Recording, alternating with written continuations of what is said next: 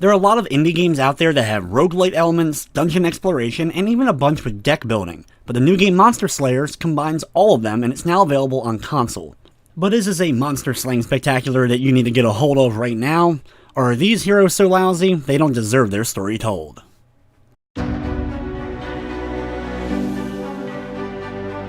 Monster Slayers combines a bunch of different elements to make a relatively simple pick-up-and-play style of game. You start off by creating your randomly generated hero from a variety of classes. The classes have enough different to them to make trying out different ones worth it. Basically, certain ones can use certain types of cards, and they're all pretty standard, stuff like mages, thieves, and barbarians.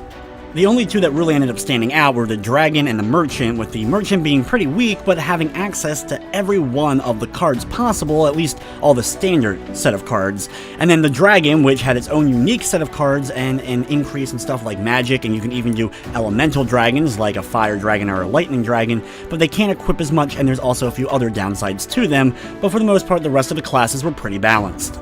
The game is broken up into a day-night cycle, and this affects some of the dungeons as far as which ones are open and which enemies you'll deal with.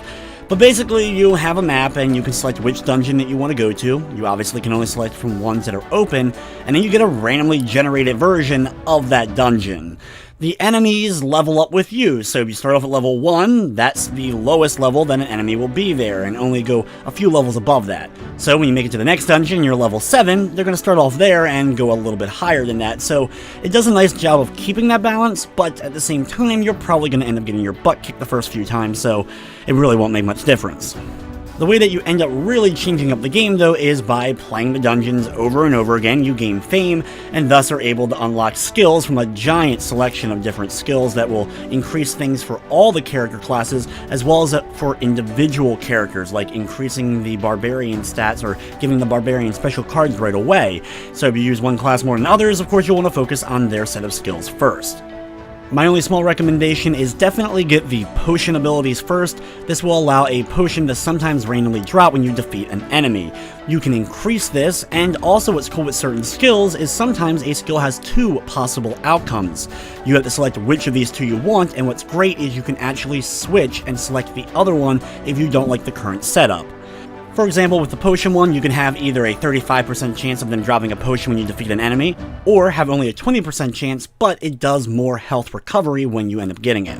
The battles, though, are handled all through the card system, so if you don't have action points or mana, you won't be able to use certain cards. You only have 3, sometimes 4, depending upon the character class that you're playing as, in your hand at a time. Every time you use them, though, you'll draw another card on your next turn up to the maximum that you're currently allowed in your hand. You're able to upgrade these cards, like the standard attack ones, leveling them up to attack 2 or attack 3 to do more damage, but costing you more action points when you end up drawing them. The worst thing, though, is when you die, though, you lose everything pretty much, and you have to start back at level 1 dungeons, and try to work your character back up. However, with equipment that you're able to find scattered throughout the dungeons and buy from shops, as well as increasing the fame to have these instant boosts right away through the skill tree, this is really how you end up getting the upper hand in the game, and after a little while I was finally able to start besting dungeons without problems.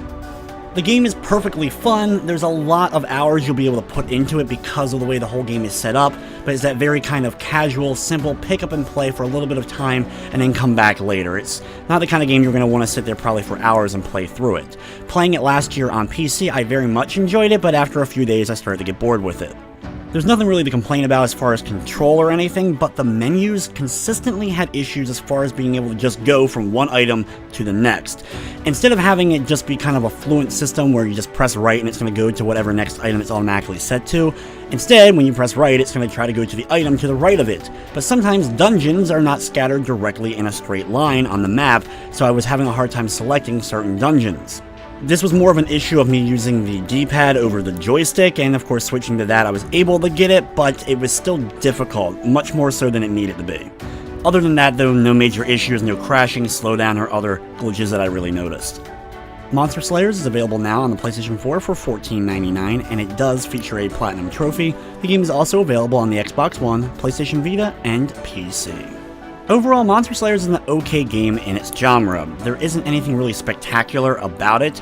I wish there was more variety to the dungeons and enemy types. While it's randomly generated dungeons, it's the same backgrounds every time you enter those dungeons, and there's not that many of them. Especially considering how many times you're probably going to have to do them before you get that final perfect run. But with a market so flooded with games similar to this in look, feel, design, and even name, it's hard for this one to stand out. With everything said, I'm going to be giving Monster Slayers on the PS4 a 6 out of 10. But with that, that's going to wrap up this review. I'd like to thank you for watching, and of course, I hope you enjoyed.